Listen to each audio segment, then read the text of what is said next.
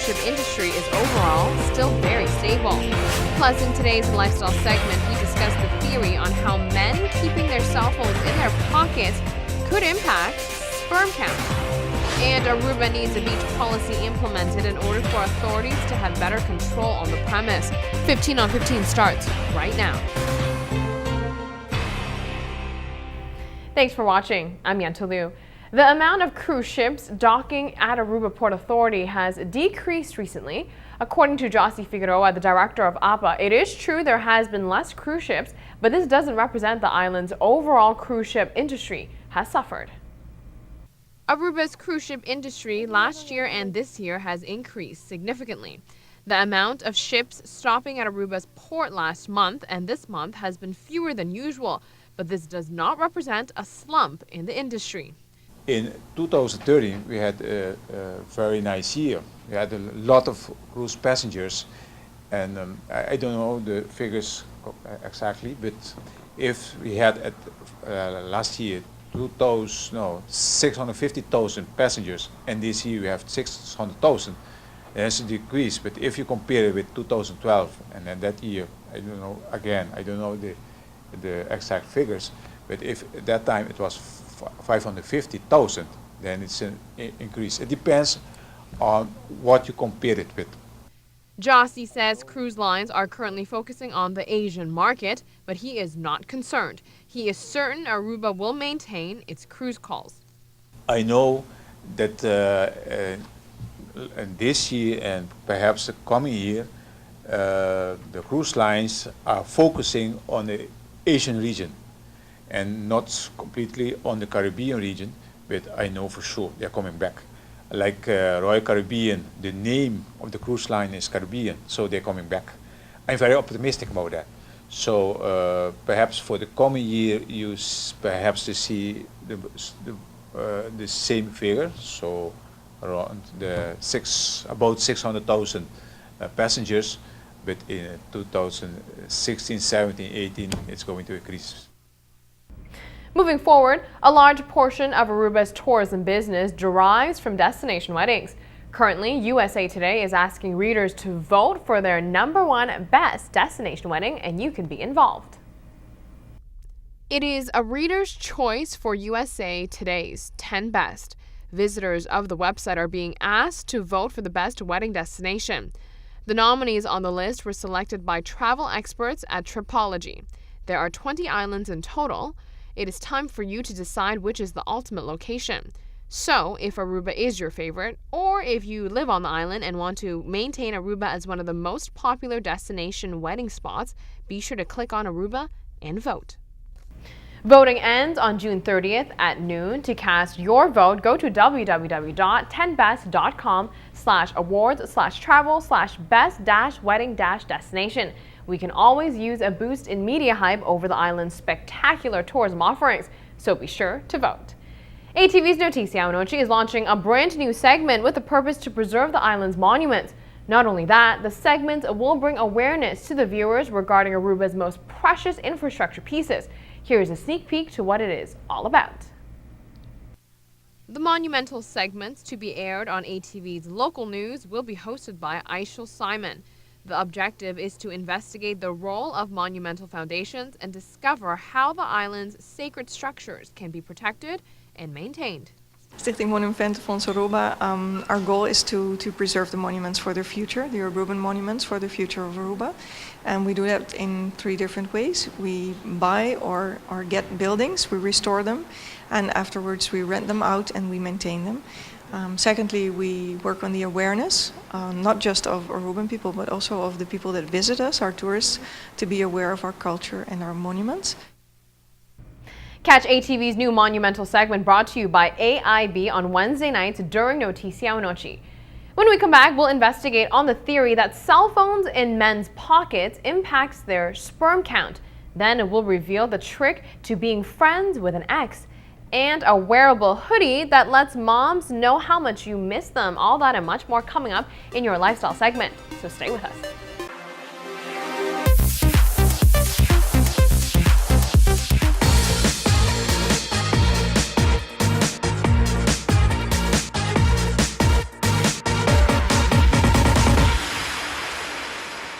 Welcome back from the break. It has been said that electromagnetic radiation from cell phones is the source to blame for men's low sperm counts. An analysis on 10 separate studies on sperm quality involving 1,492 men says otherwise. These included lab tests on sperm exposed to mobile phone radiation and questionnaires of men at fertility clinics. Researchers say all but one of the studies showed a link between mobile phone exposure and poorer sperm quality. Take a look. New research shows that more studies are needed into the risks of mobile phones on sperm counts. It had been suggested that sperm number and movement were affected by keeping mobile phones in pockets. However, one sperm scientist said the evidence was still too sketchy and his phone was staying in his pocket. Studies are coming out with a consistent message that sperm motility declines with exposure to mobile telephones and similarly proportion which are alive. This is about an 8% fall, meaning that the idea that sperm is impacted by mobile telephones in men cannot be proven. How to stay friends with an ex? Isn't that the million-dollar question? There is an apparent scientific answer to determine which couples are more likely to be able to stay friends. Couples with higher satisfaction and commitment levels are more likely to remain friends even after the romantic component of their relationship has ended. After a series of interviews and data gathered, it turns out an increased level of commitment during a couple's romantic relationship was a significant predictor of post-relationship closeness. In other words, couples that were more committed to each other when they were together were more likely to stay friends post-breakup. Interestingly, individuals in the study didn't seem to feel any more distant after splitting if they'd been the one dumped or vice versa. Wearable tech is taking the nation by storm, from smartphones to smartwatches and even smart hoodies. Check this out. Students have created a hoodie that will text and call your mom for you. Students at NYU have created the Smart Hoodie. This design boasts a GSM radio sewn into the fabric of an otherwise normal zip-up hoodie. The tech responds to certain pre-programmed gestures that signals automated text messaging. The garment doesn't send messages to your friends, but to your mom. Simply pulling up the hood of the sweater, you will send a text to your mom, letting you know that you miss her. When you roll up your sleeves, it will alert your mom that you are in class and will call her later. And by pressing a button on the sleeve allows you to FaceTime your mommy. The demonstration here is of course one-sided right now, but think about the possibilities. Tech like this could be useful in emergency scenarios or anytime you need to subtly alert a friend that you need to be rescued from a bad date. So these hoodies could come in handy. We will be right back. Take a look to see what is coming up next.